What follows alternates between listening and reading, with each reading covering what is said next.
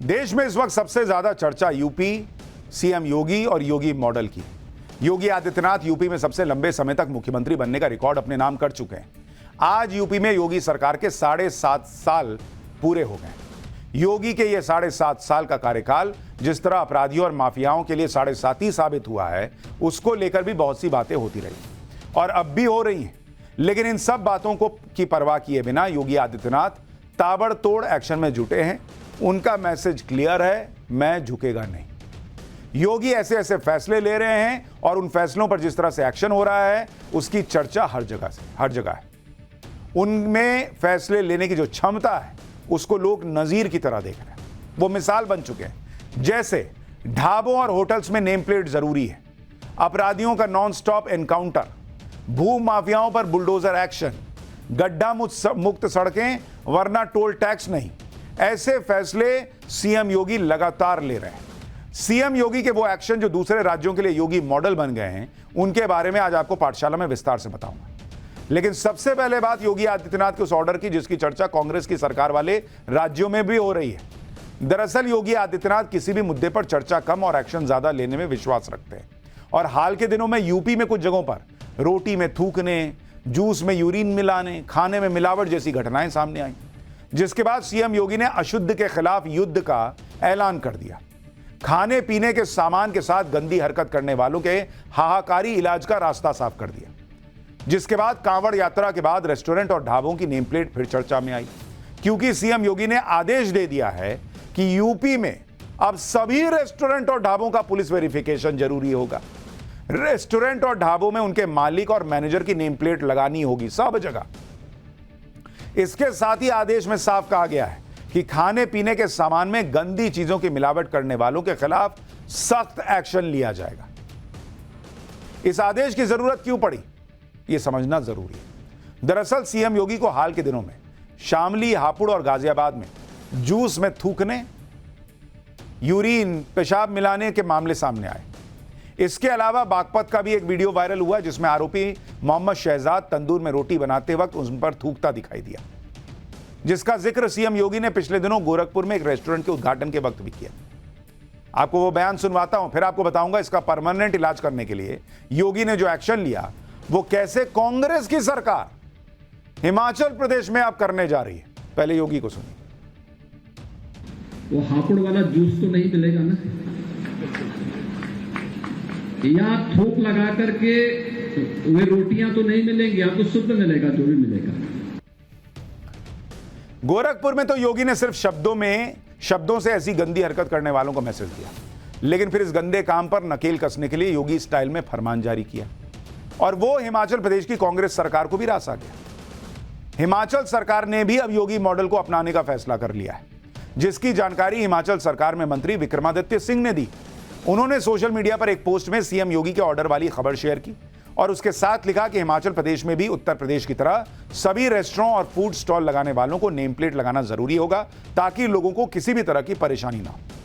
हिमाचल की कांग्रेस सरकार में मंत्री विक्रमादित्य सिंह को सुनिए, फिर योगी के उन फैसलों के बारे में भी बताएंगे जो दूसरे राज्यों के लिए रोल मॉडल बन चुके हैं और उन्हें लागू भी किया जा रहा है। जिस तरीके से उत्तर प्रदेश में भी वहाँ पर भी जो रेडी फड़ी वाले हैं, खास करके उनके लिए ये मैंडेटरी किया गया है कि वहाँ पर जो है आपको अपना उसमें नाम और आईडी लगाना होगा।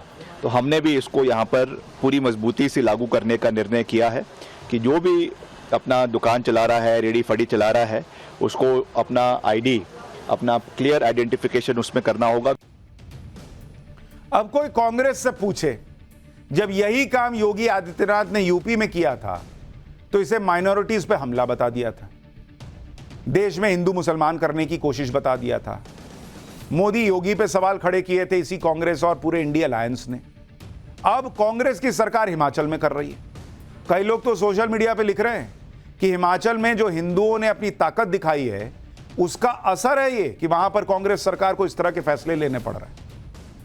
एक तरफ योगी आदित्यनाथ ने खाने पीने के सामान के साथ खिलवाड़ करने वालों को सबक सिखाने की ठान ली है, दूसरी तरफ माफियाओं और अपराधियों के खिलाफ खटाखट और फटाफट अंदाज में एक्शन हो रहा है।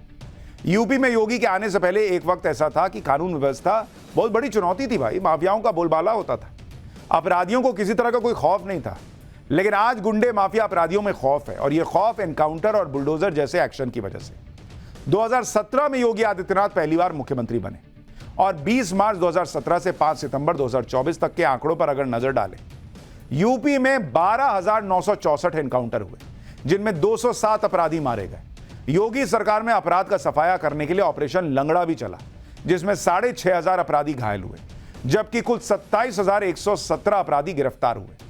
यही नहीं, योगी सरकार के 7.5 सालों में माफियाओं और अपराधियों के अवैध संपत्ति पर बुलडोजर फुल स्पीड से चला।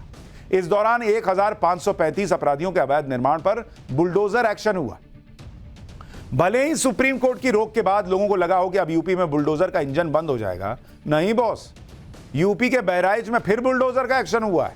हालांकि यह एक्शन इलाहाबाद हाईकोर्ट के फैसले के बाद हुआ। दरअसल बहराइच में लोगों ने सरकारी जमीन पर कब्जा करके मकान और घर बना लिए।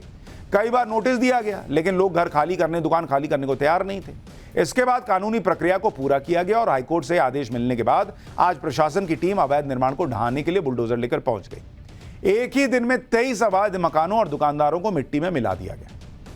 यूपी में बड़े माफियाओं पर, भू माफियाओं पर, दंगाइयों पर, महिलाओं के खिलाफ अपराध करने वालों पर जिस तरह से धड़ाधड़ बुलडोजर एक्शन हुआ, उसका असर दूसरे राज्यों में दिख रहा है।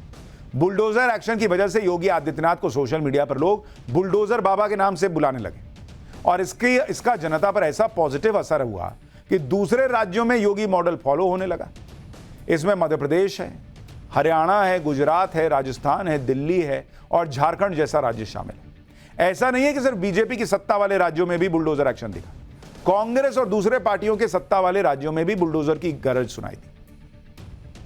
भले ही योगी के एक्शन दूसरे राज्यों के लिए मॉडल बन गए, उनकी तारीफ भी हो रही है, उन्हें लागू भी किया जा रहा है, लेकिन यूपी में कुछ लोगों को योगी का स्टाइल उनके मुख्यमंत्री बनने से पहले भी रास नहीं आया और लगातार 2 चुनाव जीतने के बाद भी रास नहीं आ रहा। इसमें सबसे आगे समाजवादी पार्टी के मुखिया अखिलेश यादव, जो बुलडोजर एक्शन और एनकाउंटर में पीडीए और जाति का नैरेटिव सेट करने में जुटे। मठाधीश और माफिया को एक जैसा बता रहे हैं, लेकिन सीएम योगी ठान चुके हैं कि माफियाओं और अपराधियों का पूरी तरह से सफाया होने तक उनका अभियान रुकेगा नहीं। हर मंच से वो इस बात को कहते हैं। यूपी विधानसभा के मॉनसून सत्र में भी योगी आदित्यनाथ ने साफ कर दिया था कि वो नौकरी करने नहीं आए, जो करेगा वो भुगतेगा। आप भी योगी आदित्यनाथ का विधानसभा में दिया वो बयान सुनिए, फिर आपको बताऊंगा अखिलेश के बाद अब किसने यूपी में हो रहे एनकाउंटर पर सवाल उठाए। जो प्रदेश के व्यापारी और बेटी की सुरक्षा में सेल लगाने का काम करते हैं, जो प्रदेश के अंदर अराजकता पैदा करके सामान्य लोगों का जीना हराम करते हैं, मेरा दायित्व बनता, मैं यहां नौकरी करने नहीं आया हूं, कतई नहीं। मैं यहां पे इस बात के लिए आया हूं कि अगर वो करेगा तो भुगतेगा भी फिर, और इसीलिए मैं यहां पे आया हूं कि हम लोग उससे लड़ेंगे। ये लड़ाई हमारी सामान्य लड़ाई नहीं है, ये प्रतिष्ठा की लड़ाई भी नहीं है। मुझे प्रतिष्ठा प्राप्त करनी होती है तो मुझसे से ज्यादा प्रतिष्ठा अपने मठ में मिल जाती है। भाई ये तो सब जान चुके हैं कि योगी जो कहते हैं वो करते भी हैं, लेकिन माफियाओं को मिट्टी में मिलाने की योगी की मुहिम कुछ लोगों को पसंद नहीं। अखिलेश यादव के बाद माफिया मुख्तार अंसारी के भाई अफजाल अंसारी ने भी यूपी में पिछले दिनों सुल्तानपुर डकैती कांड में हुए मंगेश यादव और अनुज प्रताप सिंह के एनकाउंटर पर सवाल उठाए। हालांकि अफजाल अंसारी का एनकाउंटर पर चिंता जताना लाजमी भी है, क्योंकि उन पर खुद गैंगस्टर एक्ट के 2 केस समेत 5 केस चल रहे हैं और अंसारी परिवार की भी अवैध तरीके से कब्जाई करोड़ों की प्रॉपर्टी पर बुलडोजर चल चुका है। एक बार अफजाल अंसारी पर को सुन लीजिए, फिर आपको बताऊंगा यूपी एसटीएफ ने एनकाउंटर पर उठे सवालों का जवाब क्या दिया है। माननीय अखिलेश यादव जी ने हमेशा ये कहा है कि किसी का इनकाउंटर पुलिस को करने का कानून में अधिकार नहीं है। फर्जी इनकाउंटर घर से ले जाइए पकड़ के, गोली मार दीजिए, केहू का गोड़ में मार दीजिए, केहू का छाती पे मार दीजिए, केहू का कपार में मार दीजिए। जब आरोप लगने लगा तई कौन लोग के ठाकुरों को मार दिया जाओ। आपने जो पहले किया वो भी हत्या थी, और जो यादव की हत्या के बाद ठाकुर की हत्या किया बैलेंस करने के लिए, ये भी हत्या है। दोनों हत्या है और दोनों के लिए जिम्मेदार लोगों के खिलाफ हत्या का मुकदमा दर्ज होना चाहिए। यानी जिन पर खुद केस चल रहे हैं वो बता रहे हैं कि हत्या कोई और कर रहा है। पहले अखिलेश यादव और अब माफिया मुख्तार के भाई अफजाल अंसारी, हर कोई यूपी में हो रहे एनकाउंटर और इन्हें करने वाली यूपी एसटीएफ पर सवाल उठा रहा है। कोई अपराधी की जाति पे सवाल खड़े कर रहा है, कोई एनकाउंटर में शामिल जवानों के पहनावे पर। ऐसे में आज यूपी एसटीएफ के चीफ अमिताभ यश ने एनकाउंटर पर उठ रहे सवालों के जवाब दिए। उन्होंने कहा कि अपराधियों की कोई जाति नहीं होती।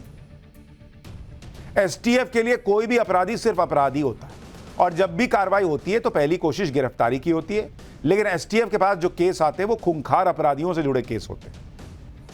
तो इससे में क्या करें? अगर वो नहीं अरेस्ट हो रहा है, भाग रहा है, तो क्या किया जाए? आप भी यूपी एसटीएफ के चीफ को सुनिए एक बार। एसटीएफ को बड़े अपराधियों के विरुद्ध लगाया जाता है, ऐसे अपराधियों के विरुद्ध लगाया जाता है जो खूंखार हैं, पुलिस पे फायर कर देते हैं, पुलिसकर्मियों की हत्या कर चुके हैं।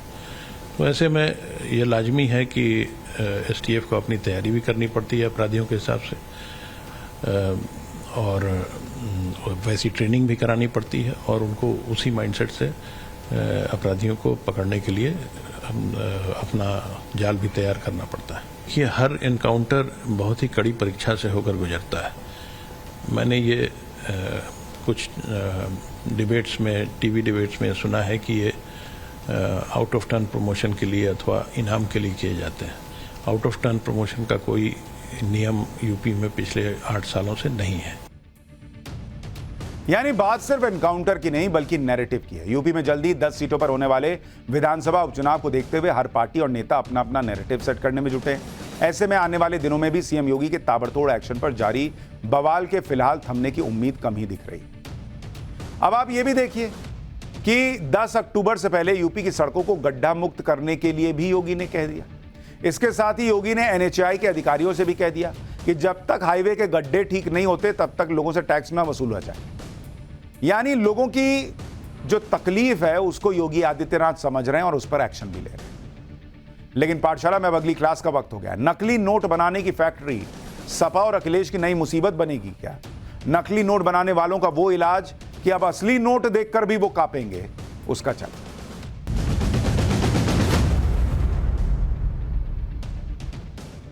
उत्तर प्रदेश में नकली नोट बनाने वाले गिरोहों के खिलाफ तेजी से एक्शन हो रहा है। चाहे देश की बात हो फिर प्रदेश की बात हो, नकली नोट इकोनॉमी के लिए को बड़ी चोट पहुंचाती है। फेक करेंसी का सीधा असर अर्थव्यवस्था पर पड़ता है और जिस तरह से उत्तर प्रदेश में नकली नोट बनाने वाले गिरोहों का खुलासा हो रहा है उससे किसी बड़ी साजिश की आशंका जो है वो जोर पकड़ रही है। कल ही कुशीनगर में नकली नोट बनाने वाली फैक्ट्री का खुलासा हुआ था और आज इस घटना के तार प्रयागराज के एक मदरसे से जुड़ते हुए दिख रहे हैं। प्रयागराज के मदरसे में भी नकली नोट बनाने का खुलासा हुआ।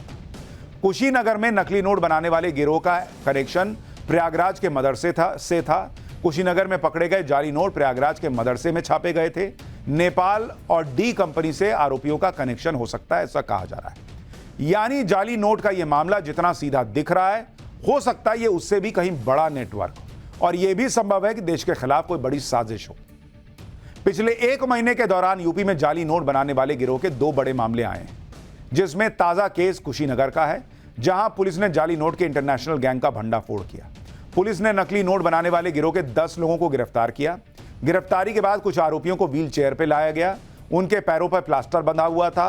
व्हील चेयर पर बैठे आरोपी कैमरे के सामने माफी मांग रहे थे और कह रहे थे कि साहब माफी दे दो। सोचिए कैसा ट्रीटमेंट हुआ इनका, जरा देखिए क्या कह रहे हैं लोग। माफी माफी साहब, माफी माफी साहब, माफी माफी माफी साहब, माफी माफी साहब। यानी नोट छापने वालों का व्हील चेयर वाला इलाज हुआ है। आपको बताता हूं कि इन आरोपियों के पास से क्या क्या बरामद हुआ। 5.5 लाख से ज्यादा के नकली नोट बरामद हुए। 1 लाख रुपए से ज्यादा के असली नोट भी मिले। 10 तमंचे, 30 जिंदा कारतूस बरामद किए गए हैं। 4 सुतली बम, 10 Aadhaar card, 10 ATM card, 13 mobile, 26 SIM, 8 laptop मिले। आरोपियों के पास नेपाल की करेंसी भी मिली। यानी ये पूरे आरोपी जो हैं जिस तरह से काम कर रहे थे वो पूरा प्रॉपर नेटवर्क दिखता है। लेकिन यूपी पुलिस एक्टिव है और जो इलाज करने का यूपी पुलिस का स्टाइल है वो तो आप देख ही रहे हैं किस तरह से इनका इलाज हो रहा है। एक बार जरा वो माफी मांगते वाला वीडियो फिर से दिखाइए। माफी साहब, माफी माफी माफी साहब, माफी माफी साहब, माफी